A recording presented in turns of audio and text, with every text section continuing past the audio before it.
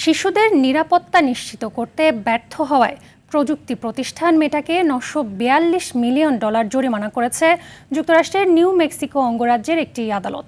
আদালতের মতে ফেসবুক ও ইনস্টাগ্রামের মতো মেটার প্ল্যাটফর্ম শিশুদের ক্ষতিকর কন্টেন্ট ও যৌন শোষণের ঝুঁকি থেকে রক্ষা করতে প্রয়োজনীয় ব্যবস্থা নিতে ব্যর্থ হয়েছে। রায়ে বলা হয়েছে, এ ধরনের ব্যর্থতা শুধু অনলাইনেই নয়, পরিবার ও সমাজেও নেতিবাচক প্রভাব ফেলছে। তাই ক্ষতিগ্রস্ত শিশুদের চিকিৎসা ও মানসিক সহায়তার জন্য বিশেষ তহবিল গঠনের নির্দেশ দেওয়া হয়েছে। একই সঙ্গে অপ্রাপ্তবয়স্ক ব্যবহারকারীদের জন্য আরও কঠোর নিরাপত্তা ব্যবস্থা চালুর নির্দেশ দিয়েছে আদালত। তবে এ রায়ের বিরুদ্ধে উচ্চ আদালতে আপিল করার ঘোষণা দিয়েছে মেটা।